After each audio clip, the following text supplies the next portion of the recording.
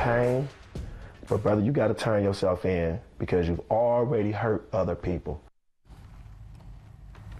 That's one of the mega Psi-Phi fraternity brothers of suspected killer Steve Stevens, pleading for him to turn himself in as a nationwide manhunt continues, with possible sightings as far away as Philadelphia. None of the tips have led to an arrest so far. Authorities say Stevens shot and killed 74-year-old Robert Godwin Sr. as he walked in a Cleveland, Ohio neighborhood on Easter Sunday, and he streamed it live on Facebook. Now, in the video, Stevens says his motives involved an ex-girlfriend, and he bragged that he killed multiple others, but police have not been able to back up those claims. Cleveland's mayor has upped the reward in hopes of finding Stevens before he takes another life. There is an award of up to $50,000 for the arrest of Mr. Steve Stevens. The money comes from the FBI, ATF, and the Marshal Service. Stevens was last seen driving a white Ford Fusion with Ohio temporary license plate E363630. Again, a white Ford Fusion, license plate E363630. Now, meanwhile, family and friends of Godwin gathered at the exact spot where he lost his life. His two youngest children and their mother were waiting at home for Godwin to return from a quick trip to find aluminum cans. He just don't know what he took from us. He just don't know. I'm just so hurt right now because that was my rock. He was always there for me and my kids no matter what. Like, there's nothing he wouldn't do for us. Nothing. Joining me on FaceTime from Cleveland, Ohio is Kenneth Miller, president of the Cleveland edition of the Call and Post newspaper. First and foremost, the neighborhood where this took place, do we know if Stevens lived there or was he simply driving through? No, I don't believe that. What we know is that he doesn't live there, but he was driving through.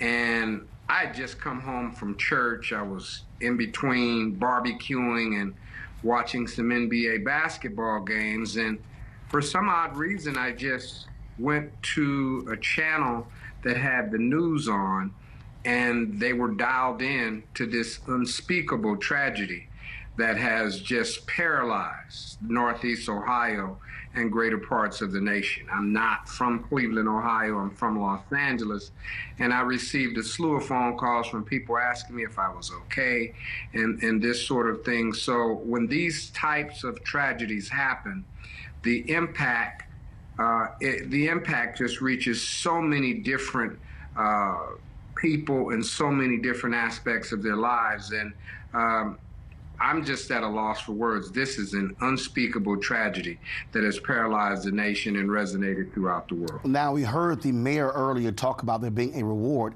Yesterday, the police chief said they made contact with Stevens. Yes, I do believe that they've had some telephone conversations with him. That too is puzzling, Roland, because any cell phone anywhere, no matter where you get it from, can be tracked.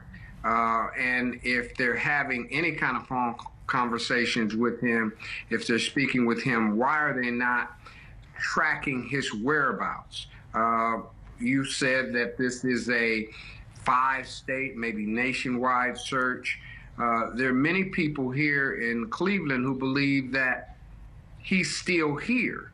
No one has clear-cut evidence of that. The sightings that you indicated in Philadelphia and Pennsylvania, the ping in Erie, Pennsylvania, those have both turned out to not be accurate.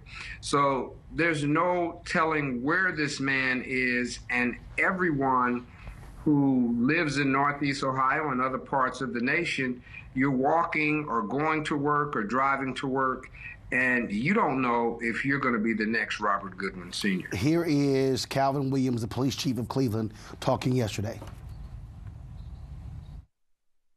want to get this resolved peacefully. So, Steve, if you're out there listening, call someone, whether it's a friend or family member or pastor, give them a call because they're waiting on you to call them. And again, based upon what we've heard, they're still looking for him. Multiple states, people are still concerned because he could always shoot and kill someone else. And also, Kenneth, I want to be clear, the family also yesterday has disavowed these 35 different GoFundMe pages that have popped up. And I haven't heard anything. I was looking at one of the websites, one of the Twitter feeds, one of his children, that the family has not set up one. So all those GoFundMe pages are not in any way associated with any family members, correct? Absolutely, and this too is just another layer of this horrific tragedy. I received an email through my work email yesterday speaking to this GoFundMe account, and I went to it, and the goal was to raise $20,000. I looked at it yesterday, and they've exceeded $20,000 by $31,000. Wow. They've already raised $51,000. And, you know, Roland, when we look at these kind of tragedies, it makes us really, really wonder what kind of world, what kind of country, what kind of community, what kind of state do we live in when a man who's essentially walking and picking up plastics and aluminum is basically targeted by someone. He pulls a gun out, shoots him, you know, broad daylight, cold-blooded murder, and then people are capitalizing off this horrific event to the benefit of themselves. It is just sickening, sickening, sickening. All right. We surely appreciate it, Ken. Thanks a lot. Thank you, sir. A peaceful protest turned deadly. 37-year-old black man was shot and killed by Baton Rouge police. Your hands are in the air, and you still get shot by the cops. Oh, my God, please don't tell me he's dead. We're not going to let hate define us. Race is a big part of this. If truly all lives matter, then all lives need to matter equally. What we require is action. What we require is accountability. We understand that black lives do matter, and we will keep focused on this issue. NewsOne Now, every weekday morning at 7 on TV1.